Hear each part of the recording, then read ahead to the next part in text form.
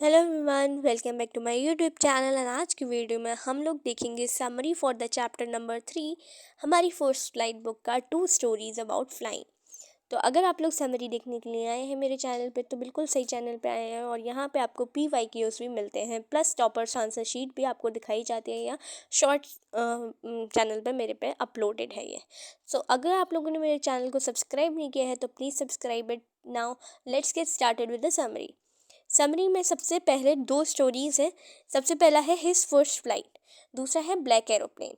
Now the summary starts with his first flight. Tells a story of a young seagull that is afraid to take his first flight. ये आप लोग पढ़ चुके हैं, बस इसको रीड आउट करते हैं। The story begins with the young seagull being alone on a ledge. All 4 of his brothers and sisters had flown away the previous night. वो उड़ चुके हैं ऑलरेडी, ये अभी बैठा हुआ है। Only he was left because he was terrified of flying. His attempts at taking off proved to be unfruitful. Although he had ran towards the brink of the ledge and tried to flap his wings, he became afraid. The great expanse of sea stretched down instilled fear in him. He thought that his wings would never support him, so he ran away with his head bowed down. His wings were much bigger in size as compared to his brothers and sisters, yet they were not afraid of flying. ये बहुत ज़्यादा afraid था, ठीक है। वो तो confidently चले गए थे। Brink of ledge flapped their wings and flew away. वो लोग तो उड़ के चले गए थे, लेकिन इसको बहुत ज़्यादा डर लग रहा था। The young seagull however failed to gather courage to jump off the ledge in order to fly. His parents approached him and asked him to follow the suit. They scolded him and even threatened him of starvation if he didn't learn to fly. But the young seagull was still extremely scared of flying. An entire day had gone by since the young seagull's mother and father वहाँ पे उसको देख रहे हैं कि वो भूखा प्यासा है। The previous day he had watched his brothers and sisters अपने फ्लाई करते हुए उसने देखा था। आर्ट ऑफ फ्लाइंग जो होती है वो teaching them how to skim the waves, मतलब वो सारी चीज़ें किस तरीके से फ़िश को लेके आना है, कैसे यंग सीगुल दूसरे अपने भाई बहनों को ये चीज़ करते हुए देख रहा था। जैसे जैसे सन ऊपर उगता जा रहा था और हीट बहुत ज़्यादा बढ़ती जा रही थी और यंग सीगुल को उतनी ही ज़्यादा भूख लग रही थी। अब वो ये देख रहा था उसकी फैमिली कोई तो नोटिस करे उसे, कोई तो नोटिस करे। हिज ब्रदर्स एंड सिस्टर्स कोई भी उसको नोटिस नहीं कर रहा था, वो खुद सो रहे थे। ही बेग्ड हिज मदर, उसने अपनी मदर को he begged his mother to bring his some food. वो रेडी नहीं हो रही थी, लेकिन थोड़ी देर बाद वो surprisingly his mother's strange behavior miserable with hunger the young seagull dove off the brink of the ledge. अब क्या होता है जब उसकी मदर आती हैं, ये वाला एक माउंटेन है, एक ये वाला माउंटेन है, यहाँ इसकी मदर थी, यहाँ ये खुद बैठा हुआ था। यहाँ से इसकी मदर आती हैं और यहाँ पे सी लेक है, पूरा सी है। सपोज यहाँ से इसकी मदर आती हैं, यहाँ आके खाना लेके यहीं रुक जाती हैं। ये क्या करता है, उस खाने को लेने के लिए जल्दी से डाइव करता है, जिसकी वजह से छीनने के लिए आता है, जिसकी वजह से ये उड़ना सीख जाता है। एकदम से नीचे गिरता है लेकिन फिर उड़ना सीख जाता है। तो यही थी story about the young seagull की। बाद में उसका जो भूख था वो ओवर हो जाता है, किसके ऊपर, भूख का उसके डर के ऊपर हावी हो जाता है।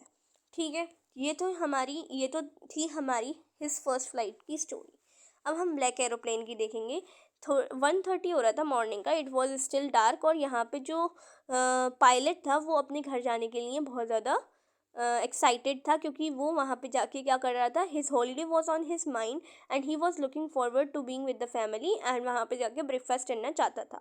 Soon it was the time to call the Paris control on the radio. The narrator informed them that he was on his way to England.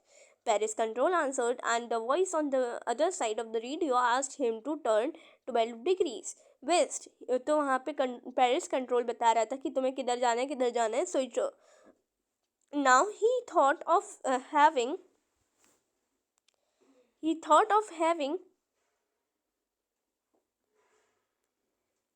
second.